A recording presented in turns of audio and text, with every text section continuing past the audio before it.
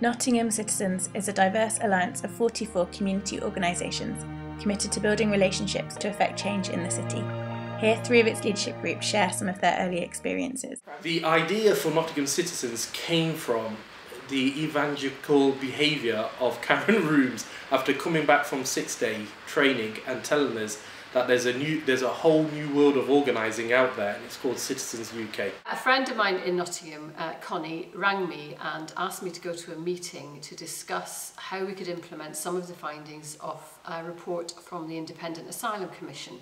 She twisted my arm and I went along to a meeting, and at that meeting was Jonathan Cox, who was a community organiser from Citizens for Sanctuary. And so it was through Jonathan that I got recruited to community organising, slowly, and not really realising what was going on, but I did recognise that the way we were addressing issues, bringing them into problems and being organised about how we would solve, address those issues, there was something else going on.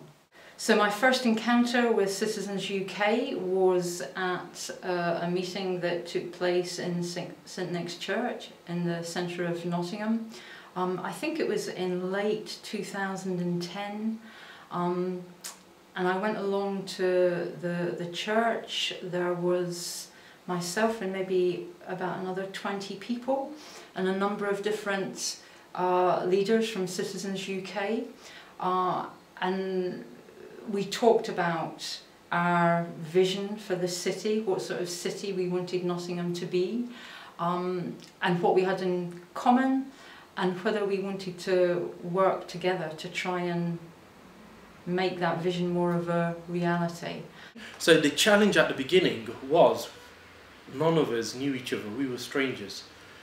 Although Karen's church is about 600 metres away from the central mosque where I was a trustee, we really were not in relationship. The 2 organisations were not in relationship, and the rest of the leaders out of the half a dozen that were on the steering group, there was the university, there was the Christian Centre, none of us were in relationship.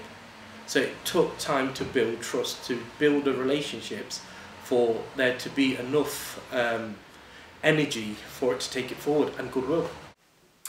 We took on the Police and Crime Commissioners Assembly, which was in November, 6 to 8 months before our founding.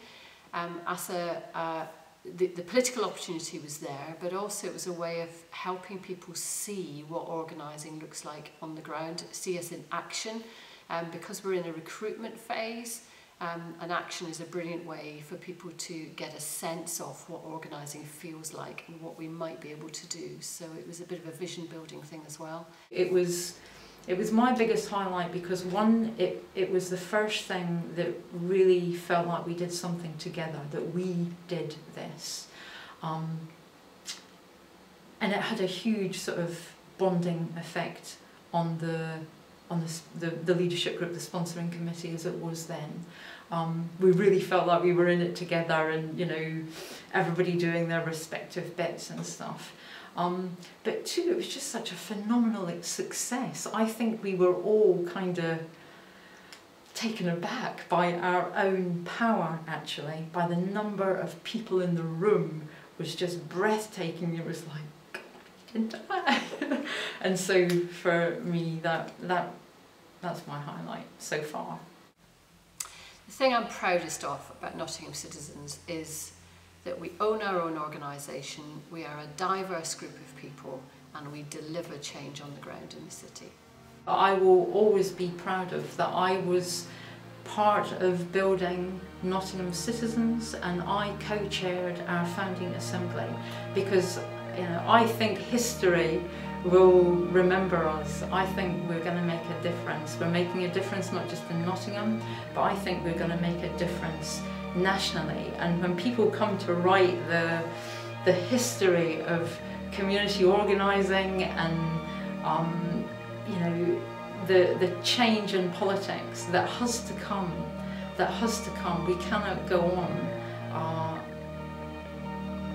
organising our society the way that we do and letting our democracy wither the way it is withering. I think that building Nottingham Citizens is going to be a really important part of that history actually, so I'm proud that I've been part of it.